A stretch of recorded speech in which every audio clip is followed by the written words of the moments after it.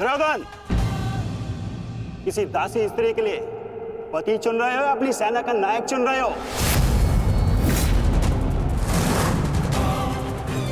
एक नीची जाति के व्यक्ति को तुम हमारे सर पे थोप नहीं सकते। किसी सारथी का पुत्र तुम्हारे उपकारों के बीच पे बना राजा मैं नहीं मानता कि ये सेनापति बन सकता है, क्योंकि पलतरंग पैरों में शोभा देते हैं, ना कि मस्तक पर। मेरे होने वाले सम्राट, और हाँ, अंगराज कर्ण, देखो तुम दोनों बुरा मत मानना। प्रश्न केवल ये नहीं है कि अंगराज सूत है या क्षत्रिय। प्रश्न तो ये है कि सेनापति पद किसे मिलना चाहिए। सेनापति पद के लिए आवश्यक क्या होता है? बुद्धि और शक्ति। और अंगराज, आपके बुद्धि पर किसी को कतई संदेह नहीं ना, परंतु संदेह है तो केवल और केवल आपकी शक्ति पर। अंगराज अभेद थे, अब नहीं है। कवच और कुंडल भी था इनके पास, अनेकों अस्त्र थे जो अब नहीं है, जो अब अंगराज खो चुके हैं। और हाँ, खास बात तो यह है, अर्जुन के लिए जो अस्त्र था वो भी आप खो चुके हैं। तो इसका पूर्ण अर्थ यह है दुर्योधन कि अंगराज अब उस बूढ़े शेर की भांति हो गए, जिसके दांत भी टूट गए हैं और पंजे के नाखून भी झड़ चुके हैं। और ऐसे शेर के साथ चूहे भी व्यंग करते हैं। अब महाराज शल्य को देखो, इनकी शक्ति और भव्य सेना की सहायता से हम विजय प्राप्त कर सकते हैं। अब यदि अंगराज आपके परम मित्र हैं तो वो भी इस बात को मानेंगे, हैं? क्यों अंगराज? अमरश्री, मुझे कर्ण की मित्रता पर कोई संदेह नहीं है। जिसने अपना सबसे महत्वपूर्ण शस्त्र मेरी सुरक्षा के लिए उपयोग कर लिया, और ना ही उसके शौर्य पर। संदेह तो मुझे शैल्य पर है, क्योंकि कायरों के भांति रण छोड़कर भागना सबसे पहले इन्हें आता है। एक नहीं, दो बार अवसर मिला इन्हें, पर इन्होंने क्या किया? रण छोड़कर भाग गए, एक ऐसे चूहे की तरह जो केवल शेर की दहाड़ सुनकर ही भाग जाता है, भाग जाता है। इस चूहे को मैं ना तो अपनी सेना का सेनापति बनाऊं और ना ही अपनी दासियों का पति। मूर्ख हो मूर्ख, तुम दोनों मूर्ख हो। एक मूर्ख का सम्राट और एक मूर्ख का सेनापति। तुम दोनों मूर्खों को लगता है पांडवों पे विजय पाओगे? बस मद्रराज,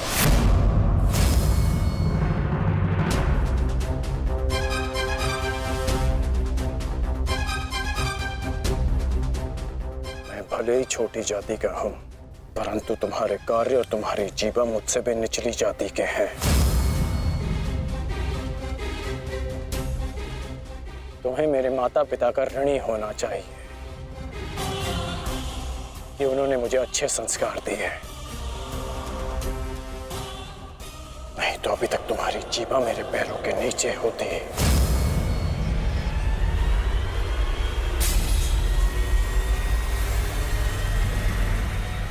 अब एक और शब्द अपनी जीभा से निकाला तो मैं अपने सारे संस्कार भूल जाऊंगा, और ये भी भूल जाऊंगा कि हम दोनों एक ही पक्ष में हैं।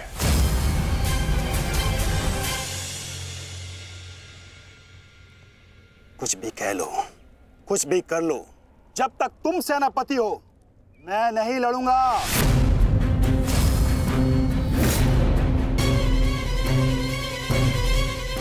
कायर फिर पीठ दिखाकर भाग रहा है। भूल गया अपने वचन, अपने प्रण कि भेज दूं तुम्हारे राज्य में यह संदेश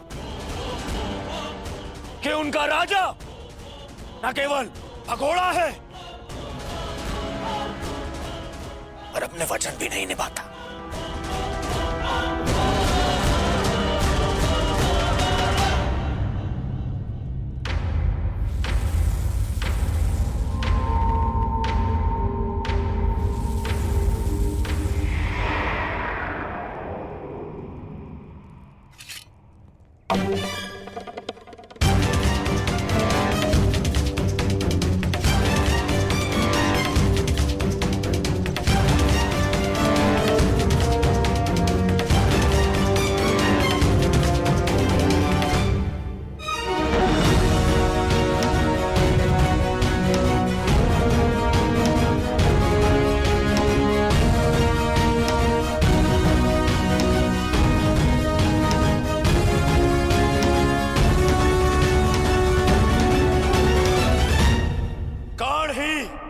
सेना का नेतृत्व करेगा।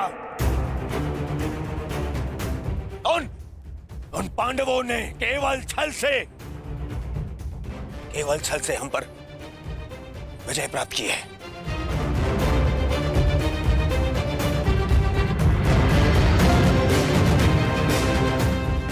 कर्ण मेरा कवच है, मेरा विश्वास है।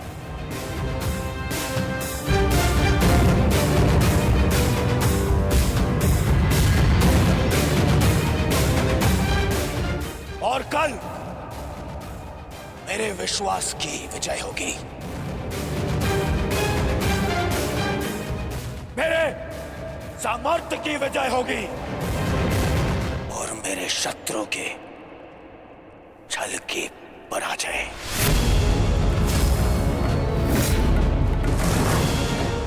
अंगराज कर्ण की, अंगराज कर्ण की, सर सेनापति की, सर सेनापति की।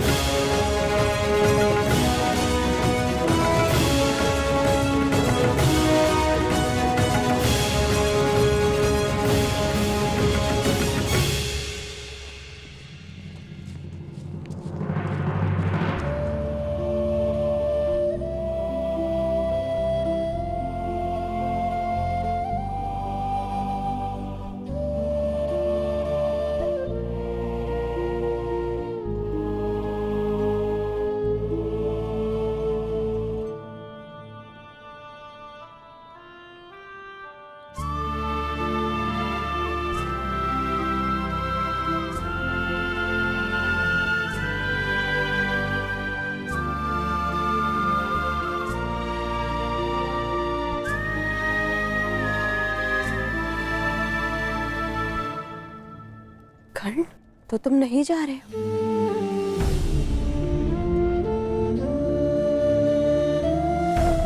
कर्तव्य का बंधन अपनों के बंधन से बड़ा होता है वृषाली।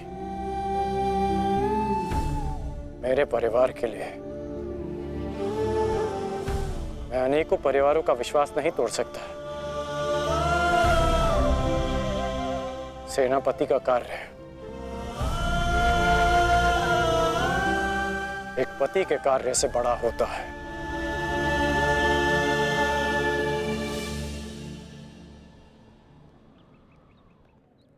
दुर्योधन को, इस सेना को मेरी आवश्यकता है। मैं अपने कर्तव्य से पीछे नहीं हट सकता।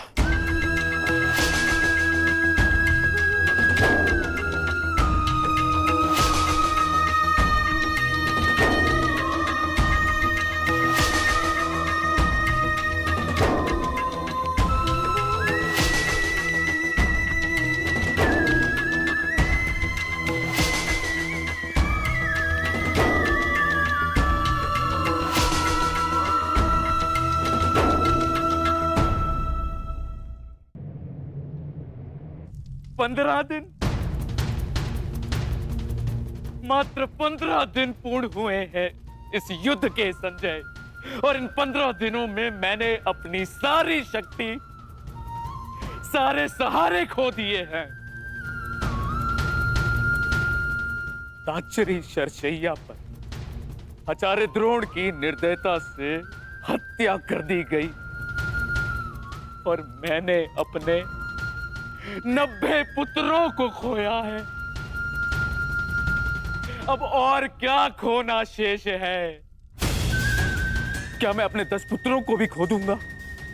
जब मेरा कुरुवंश ही समाप्त हो जाएगा, जब मेरा पिंड दान करने के लिए कोई नहीं रहेगा, तो क्या लाभ ऐसे विजय का, और क्या हानि ऐसे पराजय से?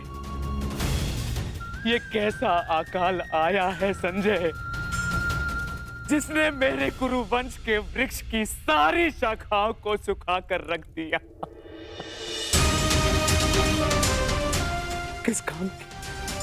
इस प्रकार से अपनी आशा को मत खोइए महाराज। युद्ध अभी शेष है और अंगराज कर्ण ने आज ही सेनापति का पद संभाला है महाराज। वो अपने वचन को अवश्य ही पूर्ण करेंगे, और जब तक अंगराज कर्ण जीवित है महाराज, तब तक कुरुवंश के वृक्ष को कोई नहीं सुखा सकता महाराज। तब कर्ण में ही मुझे वो आशा की किरण नजर आती है। गांधारी, गांधारी कहाँ है? वो जा चुकी है महाराज। जा चुकी, परंतु कहाँ? उन्हें सूचना मिली है कि निकट के गांव में महर्षि वेदव्यास प्रवास कर रहे हैं महाराज, और वो शीघ्र ही कुरुक्षेत्र में जाने वाले हैं। और महारानी को आशा है इस महाविनाश को रोकने के लिए महर्षि वेदव्यास से मिलकर कोई बीच का मार्ग अवश्य निकालेंगे।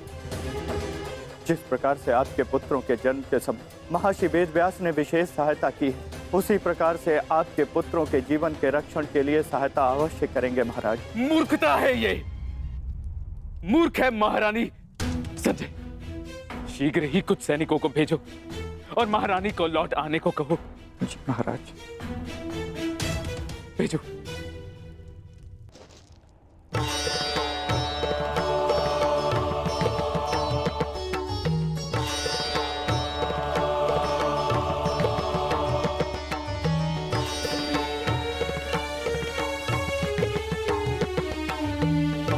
माधव, आप विश्राम कर लीजिए।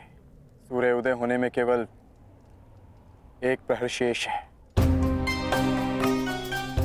मुझे ज्ञात है पार्थ, और आज का ये सूर्य उदय न केवल अपने साथ प्रकाश या सूर्य की किरणें लाएगा, आज का ये सूर्य उदय अपने साथ एक परीक्षा भी लाएगा पार्थ।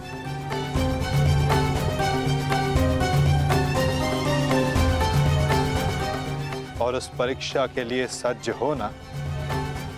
आपका तात्पर्य?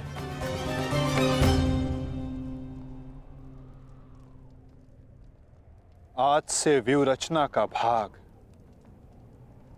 केवल भाग नहीं रहेगा पार्थ, स्वयं व्यूह रचनाकार होगा पार्थ।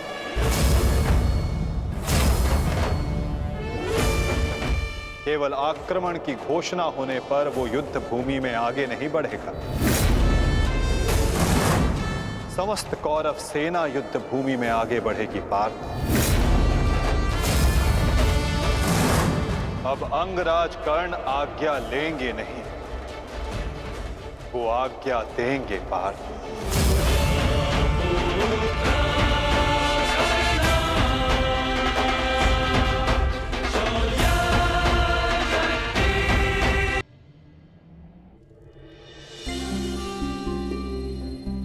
पुत्र,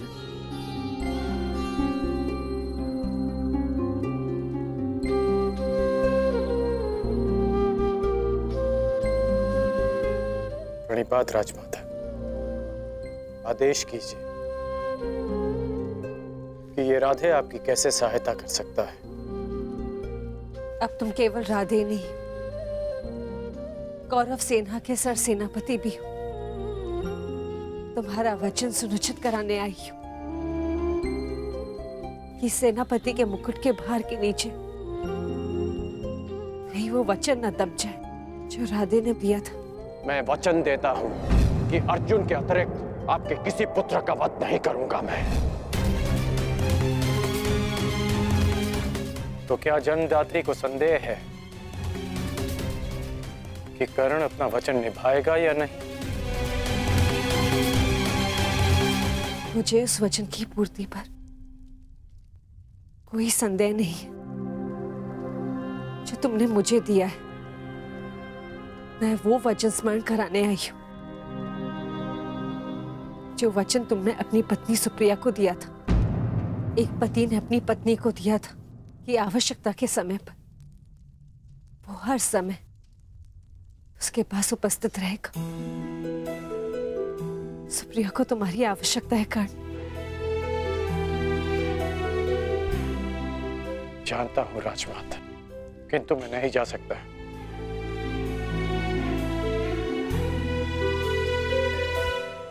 क्योंकि अब मैं युद्ध में सम्मिलित केवल एक योद्धा नहीं,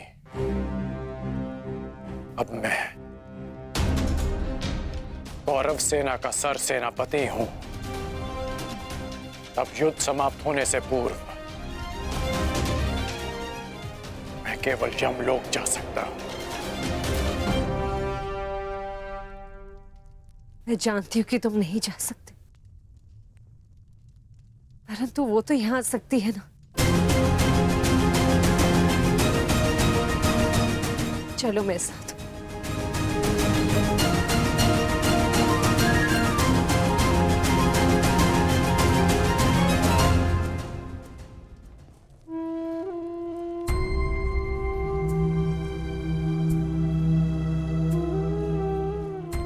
सुप्रिया,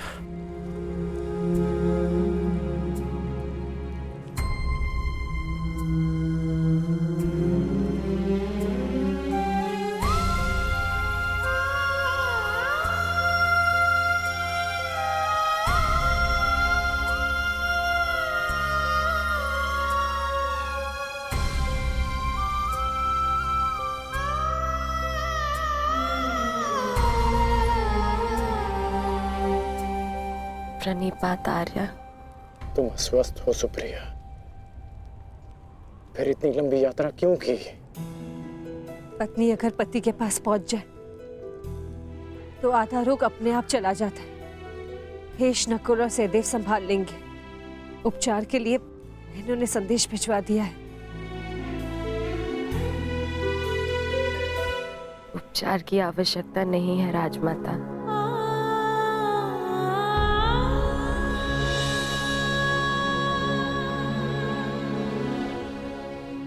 ना ही उपचार से कोई लाभ है।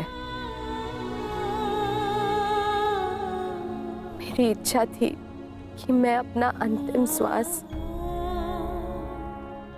अपने अर्धान की छांव में लूं। बस वो पूरी हो गई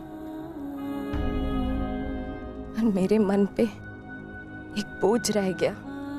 त्रिशोक में मैं अपने पत्नी होने का कर्तव्य नहीं निभा सकी, आपसे रुष्ट होकर चली गई। मुझे क्षमा कर दीजिए आर्य।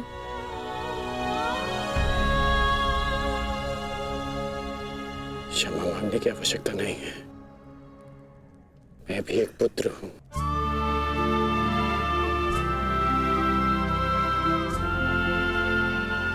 माता की वेदना समझता हूं।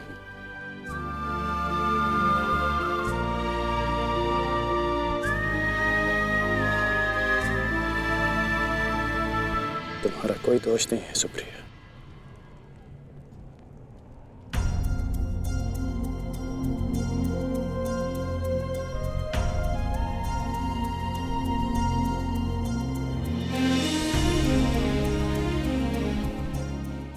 क्या कर रही हो सुप्रिया? महारानी हो तुम अंग की। धन्यवाद उस देवी का जिसके बलिदान से मेरे जीवन का निर्माण हुआ। मुझे ज्ञात है रुशाली, आर्य कर्ण ने एक अपहरित कन्या से विवाह किया। उसके पीछे का कारण सिर्फ तुम थी। तुम दान देने के लिए वचनबद्ध होकर, सूर्य को साक्षी रखकर वचन दोकर कि तुम सुप्रिया से विवाह करोगे। दान दो अंगराज। ये सूत पुत्र राधेकरण वचन देता है कि मैं सुप्रिया से विवाह करूंगा।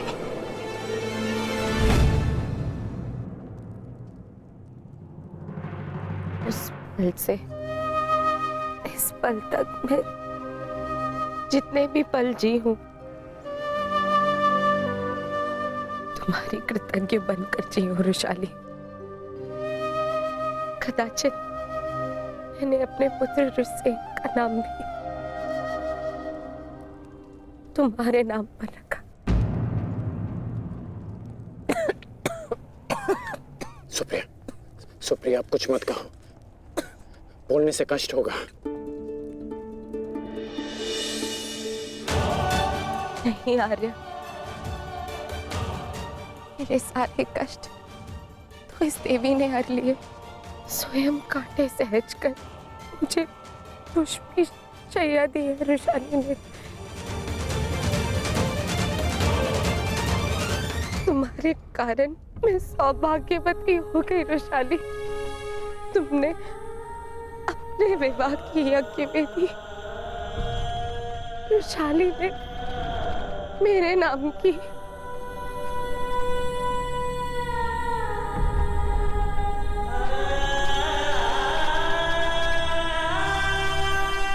आप अपने वचन के लिए जाने जाते हैं ना आर्य। आपकी अर्धांगिनी होने के नाते मैं चाहती हूं कि आपका हर वचन पूरा हो, कोई भी वचन अधूरा ना रहे। आपका एक वचन है आर्य, जो मेरे कारण अधूरा रह गया था।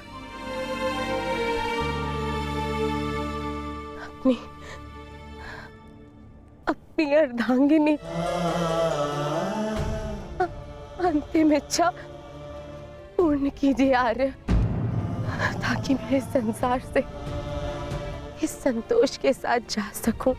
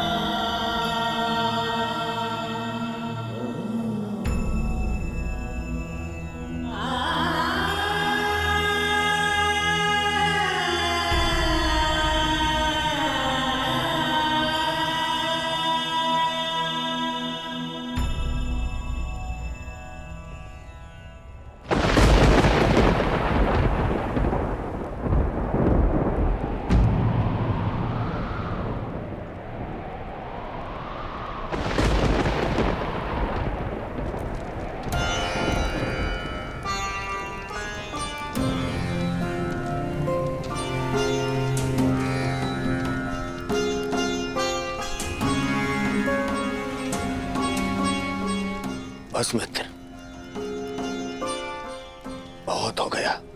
बहुत हो गया मित्र। अब सीमा समाप्त हो गई। हम दोनों की पीड़ा सह पाने की सीमा समाप्त हो गई है मित्र। अब और नहीं, अब कल अंत होगा, हमारी पीड़ा का अंत होगा। हम कल इस युद्ध का अंत करेंगे मित्र,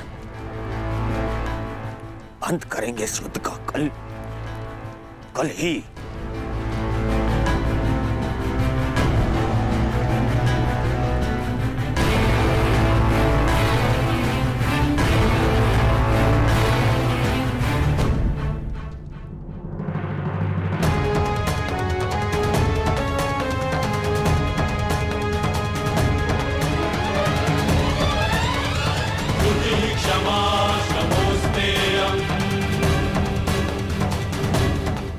यशस्वी भव।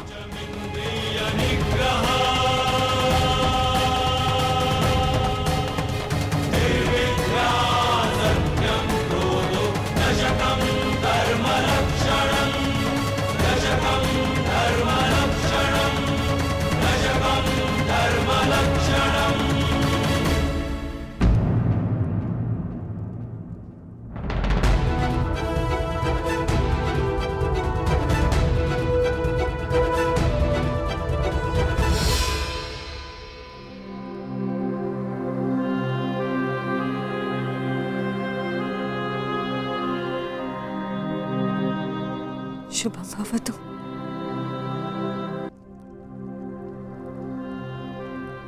आज का दिन बहुत शुभ है। मुझे तुम पर गर्व है सेनापति कर्ण। नेत्र मन का दर्पण होते हैं राजमाता, और आपके नेत्रों में गर्व नहीं, भय है। हमारे जीवन में इस क्षण का आना अनिवार्य था राजमाता। आप निश्चिंत रहिए राजमाता। मैं पांडवों की भांति छल नहीं करूंगा। मैं अपना वचन अवश्य निभाऊंगा। आपके 5 पुत्र थे और सूर्यास्त के पश्चात आपके 5 पुत्र ही रहेंगे, या मैं या फिर अर्जुन।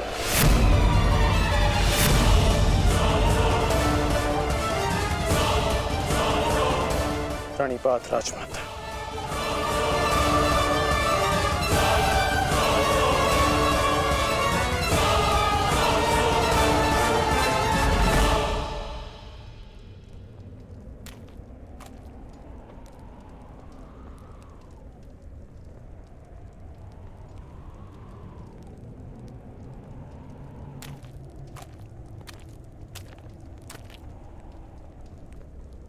क्या हुआ ज्येष्ठ, क्यों चिंतित हैं आप?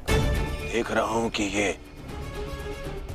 रणभूमि कैसे मेरे देखते ही देखते मेरे 90 अनुजों के रक्त को पी गई।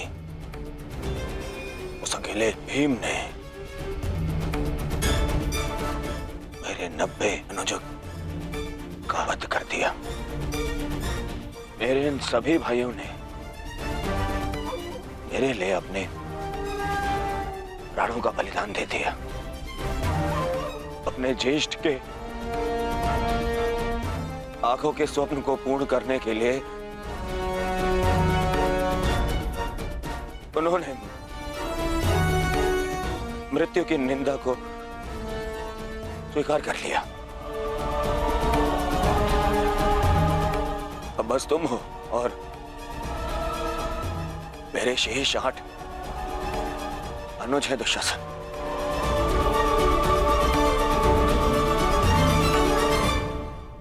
ये सोचकर मेरा हृदय कांप उठता है कि न जाने अब और किसका लहू मांगेगी ये रणभूमि।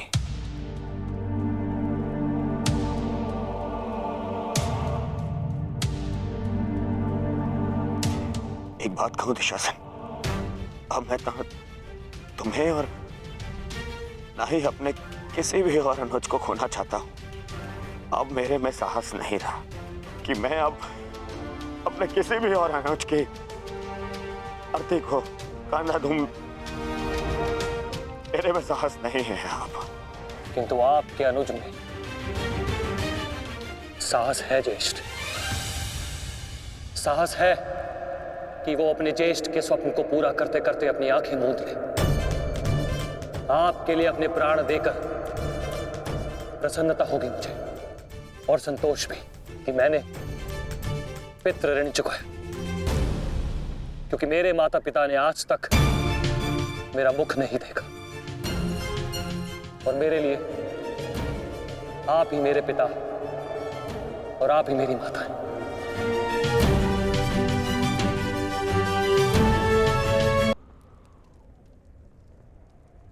नहीं नहीं दुशासन, महज इस सम्मान के पात्र नहीं हूं। मैं तो लज्जित हूं। परंतु मैं लज्जित नहीं, आपकी आज्ञा का पालन करने के आपके आनंद के लिए मैंने जो कुछ किया, मुझे उस पर गर्व है। मुझे तनिक भी लज्जा नहीं कि आपके अपमान के प्रतिशोध के लिए मैंने पांचाली का वस्त्र हरण किया। और यदि मुझे ये बार बार करना पड़े तो आपके संतोष के लिए मैं निर्दयता पूर्वक उसका वस्त्र हरण करूंगा, बार बार करता रहूंगा। अपने चेष्ट के लिए मरना और मारना मेरे लिए गर्व की बात है।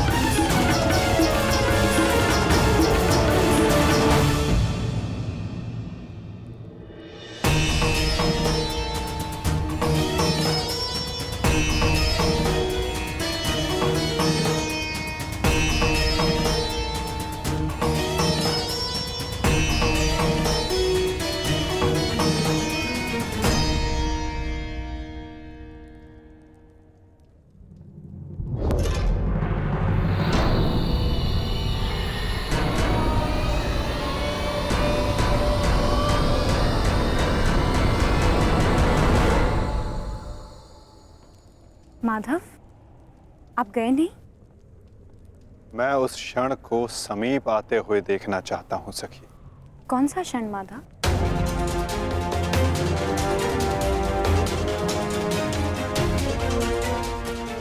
इस महायुद्ध के प्रारंभ होने से वर्षों पूर्व कुछ वचन दिए गए थे, कुछ प्रतिज्ञाएं ली गई थी,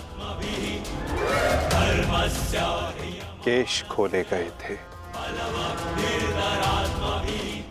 उनसे कुछ आशाएं बांधी गई थी सखी। और अब उन वचनों की पूर्ति का, उन प्रतिज्ञाओं के संपन्न होने का, उन केशों को बांधने का क्षण समीप आने को है सखी।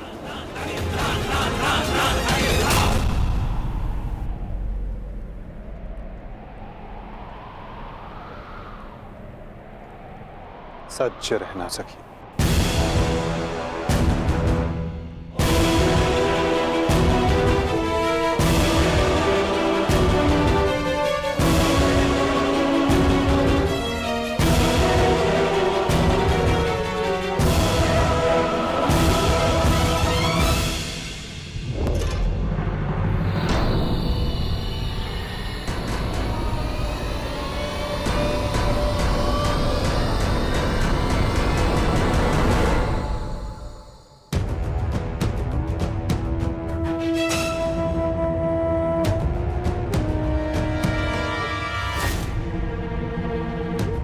दासियों के मस्तक पर चूड़ामणि शोभा नहीं देती। मैं आपकी पुत्र वधू नहीं, और ना ही आपके पुत्रों की पत्नी।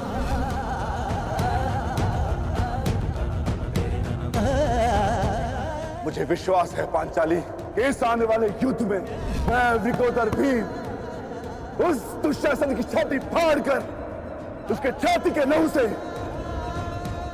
तुम्हारे केश सींच पाऊंगा।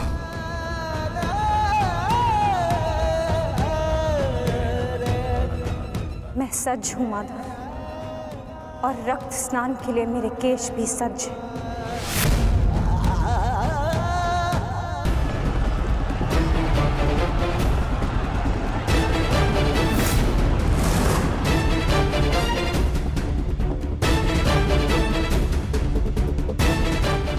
मुझे पूर्ण विश्वास है मित्र,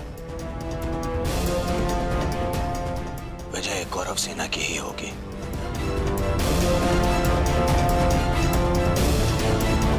मित्र, जब हम पहली बार मिले तब से तुमने मेरा शुभ चाहा है। आज एक सूत पुत्र कौरव सेना का सेनापति है तो वो केवल तुम्हारे कारण। नहीं मित्र, मैंने जो स्वप्न देखा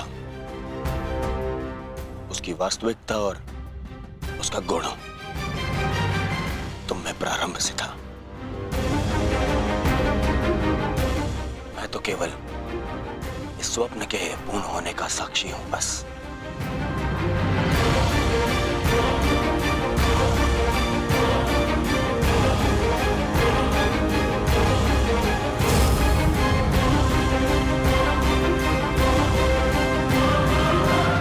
विजय हमारी होगी मित्र, विजय हमारी होगी।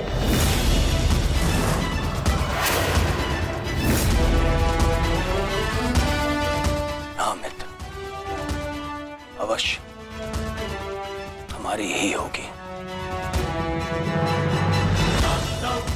ये प्रण है सेनापति का, या तो वो अपनी सेना को विजय दिलाएगा या विजय की प्राप्ति के लिए लड़ते लड़ते अपने प्राण त्याग देगा।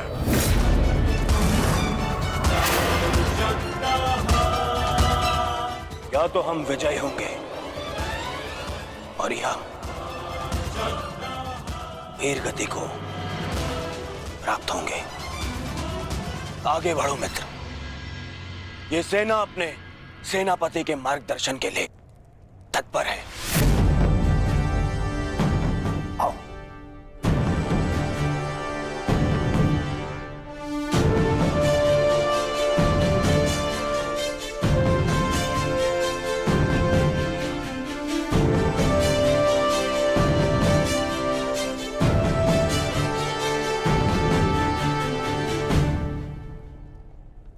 सेनापति मार्गदर्शन करता है,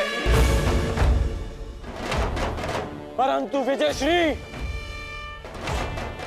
विजयश्री वीर सैनिकों के कारण संभव होता है। आप सबके कारण संभव होता है। स्मरण रखना अपने उन वीर भाइयों को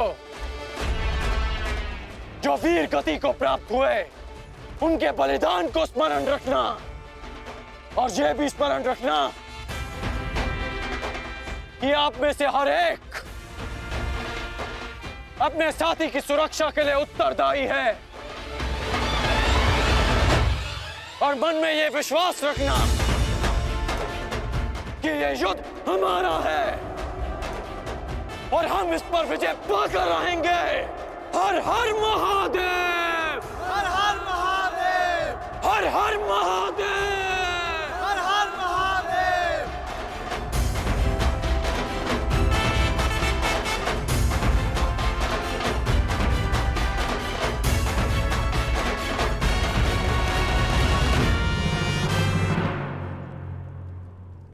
दुर्योधन, गुरु द्रोण के वध के पश्चात कौरव सेना का मनोबल क्षीण है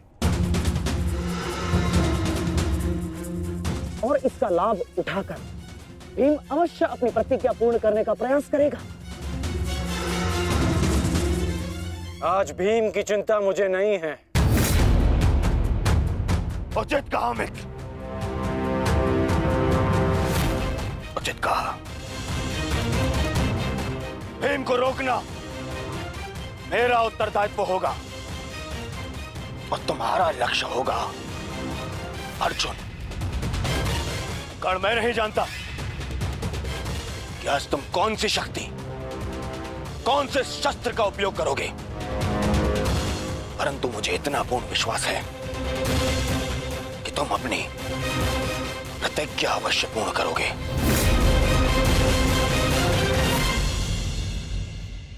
कर्ण के अंत के साथ ही इस युद्ध का भी अंत हो जाएगा माधव, और उसके पश्चात अपनी प्रतिज्ञाओं को पूर्ण करने की औपचारिकता शेष है। प्रतिज्ञा पूर्ण होगी मित्र।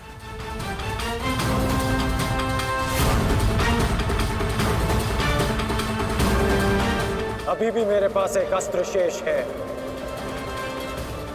जो अर्जुन का वध कर सकता है। किंतु कर्ण का अंत करना, उसका वध करना इतना सरल नहीं होगा पार्थ। कवच और शक्तियों के बिना भी वो योद्धा विकट है। आओ पार्थ, प्रस्थान करने का समय आ गया है।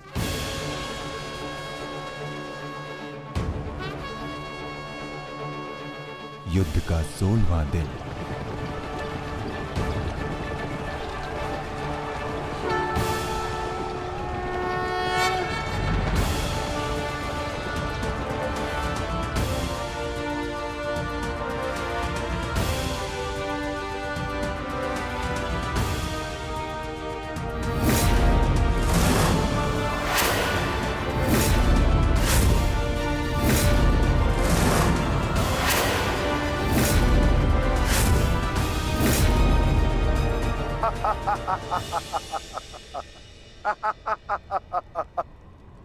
कौरव सेना की ये दशा देख मैं अपनी हंसी नहीं रोक पा रहा हूं। इन्होंने एक सूत पुत्र को सेनापति बना दिया। दुर्योधन, तुम्हारे इस निर्णय से मुझे तुम्हारी पराजय दिख रही है।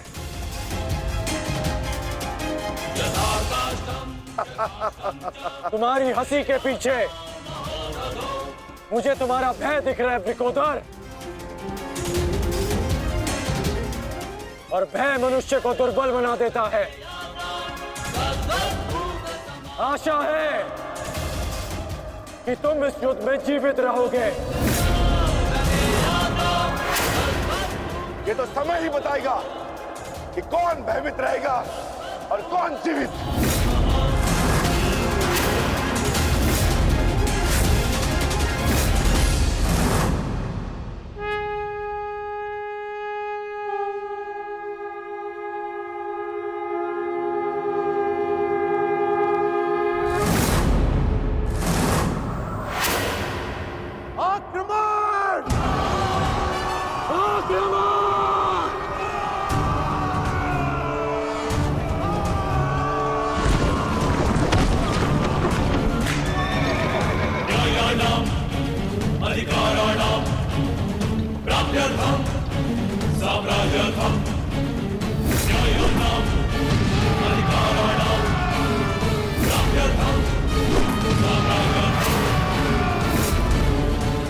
सावधान कौन?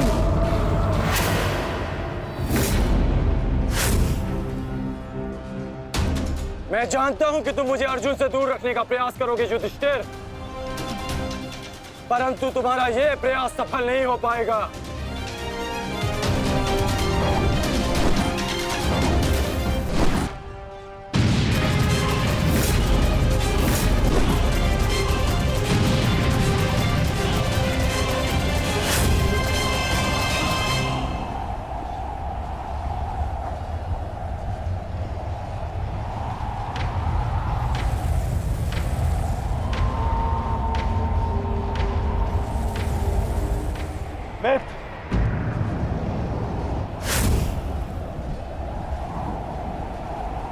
इस युधिष्ठिर को मैं संभालता हूं। तुम जाकर अर्जुन का वध करके आओ। चलो सत्यसेन।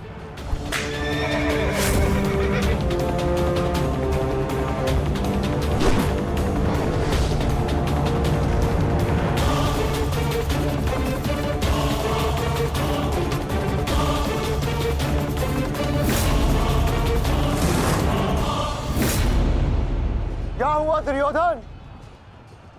तुम्हारा नया सेनापति युद्ध के प्रारंभ होते ही थक गया। नहीं युधिष्ठिर, नहीं, उसे मैंने भेज दिया ताकि तुम्हें आज एक बार फिर युद्ध सभा की हार का स्मरण करा सकूं।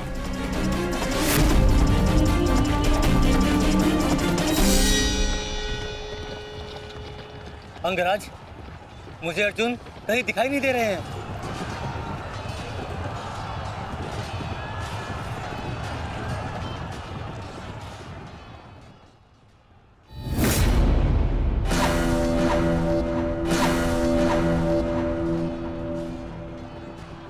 अर्जुन की प्रत्यंचा की टंकार मैं सुन सकता हूं सत्यसेन। पूर्व की ओर चलो।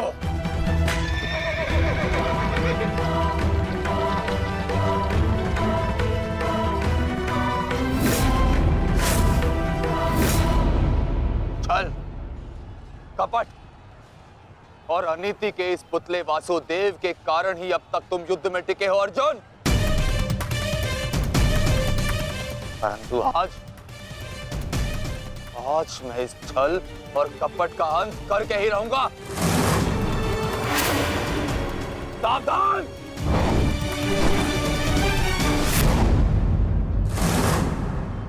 आचार्य द्रोण के साथ जो हुआ उसके कारण अश्वत्थामा अत्यंत क्रोध में, और एक पुत्र के लिए ऐसा क्रोध स्वाभाविक है।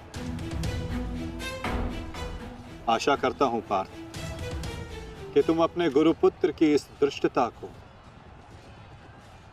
अनदेखा कर दोगे।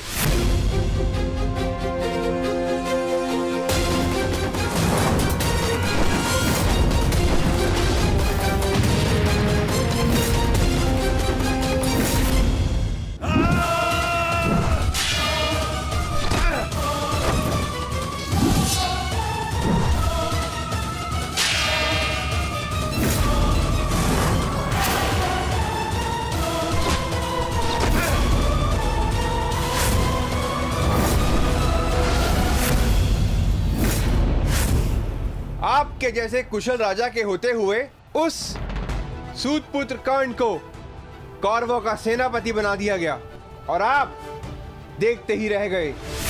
क्या अब यही शेष रह गया है एक मध्यराज के जीवन में कि वो एक सूतपुत्र के निर्देश का पालन करे?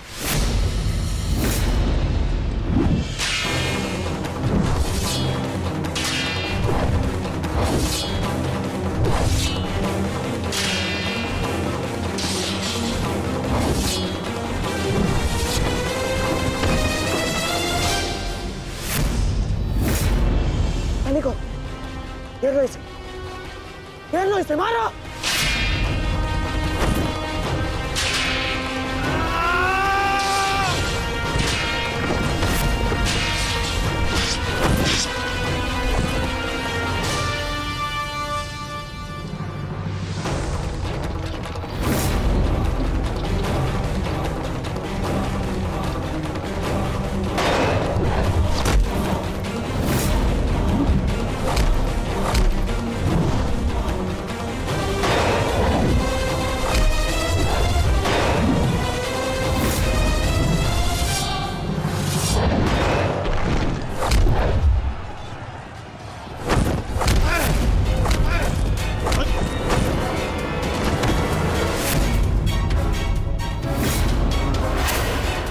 अट्ठास करना है ना दुशासन, ये वृकोदर भीम तुम्हें अवसर देगा। अट्ठास होगा युद्ध भूमि में, परंतु मृत्यु का, जो मृत्यु तुम्हारे और तुम्हारे भाइयों के शव पर खड़ी होकर अट्ठास करेगी। 90 अब तक 90 कौरों का रक्त मैं अपनी गदा को पिला चुका हूं। आज शेष कौरों की बारी है।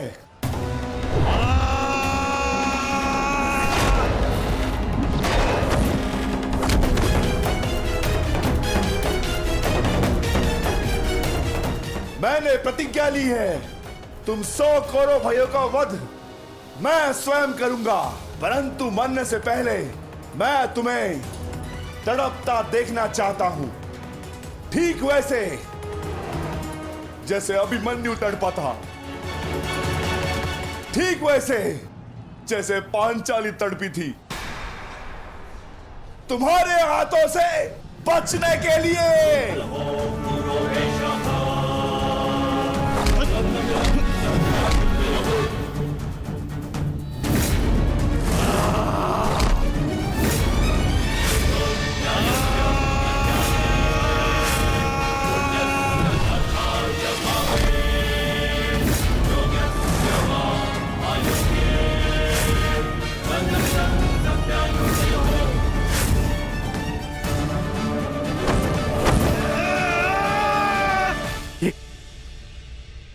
ये क्या हुआ संजय? ये किसकी चीख? ये कौन है जो पीड़ा से तड़प रहा है? भीम और दुशासन के मध्य महायुद्ध हो रहा है महाराज।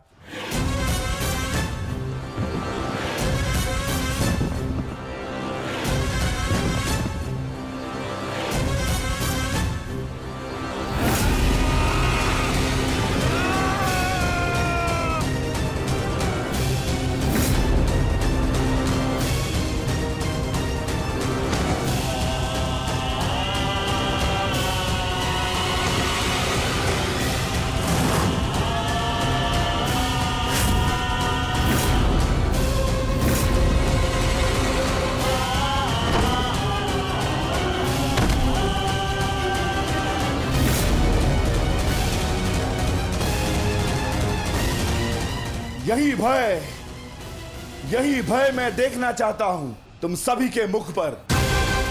मृत्यु को समीप आते देख तुम लोग जितना भयभीत हो जाओगे, मुझे तुम्हारा वध करने में उतना ही आनंद आएगा।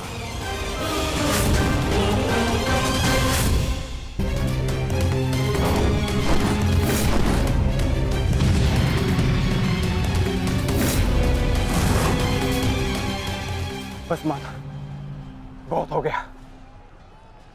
अश्वत्थामा का समय निकट आ गया है।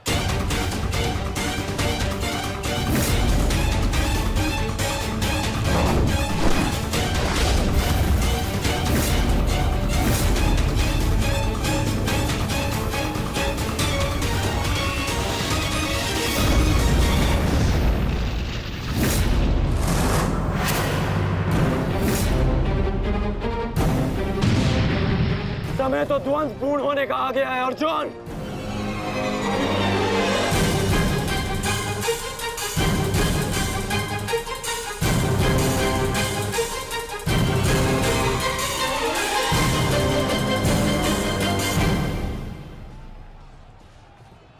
जब दो योद्धा युद्ध कर रहे हों, तो पीछे से आक्रमण करना न केवल कायरता है, अपितु नियम का उल्लंघन भी है अंगराज।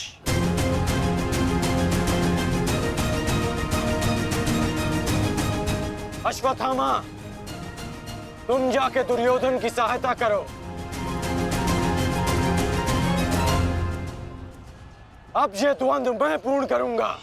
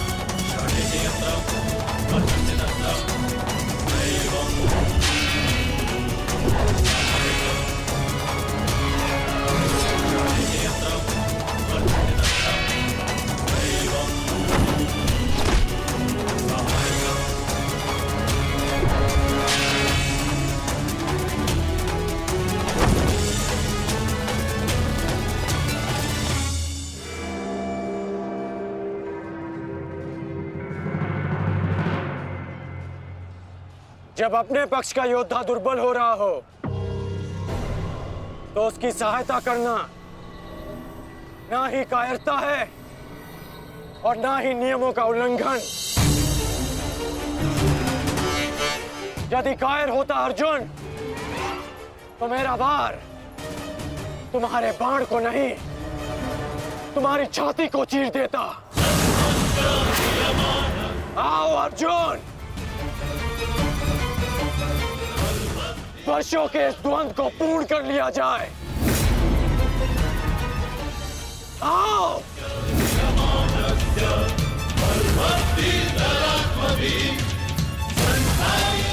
पार्थ, अंगराज की ये इच्छा पूर्ण करो।